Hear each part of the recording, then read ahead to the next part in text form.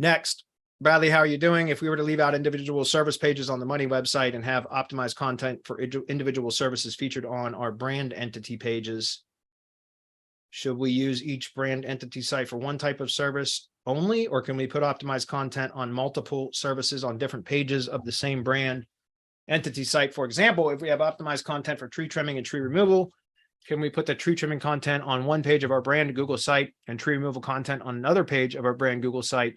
Back to the first question, right? My answer is the same.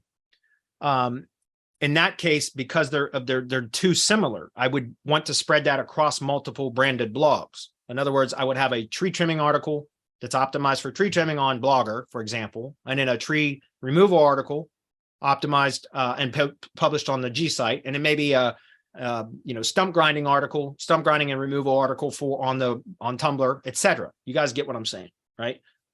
Because if you start publishing them on the same, now I'm not worrying about cannibalizing the Web 2 assets. Like if they cannibalize it, I'm not so worried about that, because the Web 2 assets, although yes, we can also rank those so that you can take up more spots in the SERPs. Generally, I'm using the Web 2 assets, branded assets, as link building opportunities in a way to kind of strengthen the entity and help the money pages and the Google business stuff to rank, right?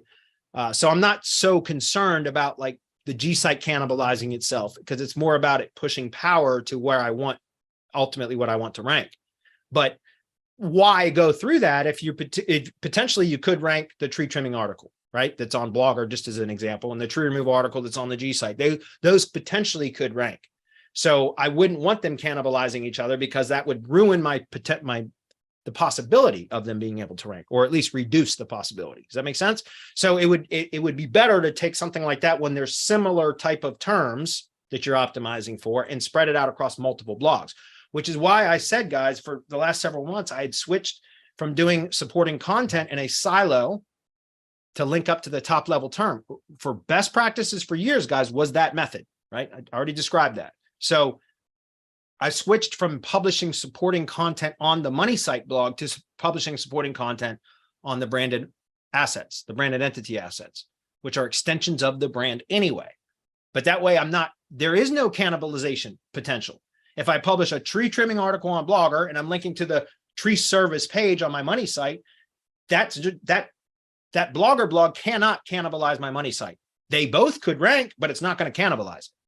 You understand? And so that's why it makes more sense to publish supporting content on the branded blogs, because it does a couple of things. Number one, prevents cannibalization. Number two, it builds topical authority to the branded assets, which strengthens the local entity, right? And you can be very aggressive with link building to those assets. So you can be a lot more aggressive building links to those assets, which you built topical relevance to because you've added long form content, right? And so there's a number of reasons why that is a better strategy right now, in my opinion. Okay, in my opinion. But there's 1,000 ways to skin a cat, guys. So I'm sure there are some other differing opinions out there, and that's fine too. Okay.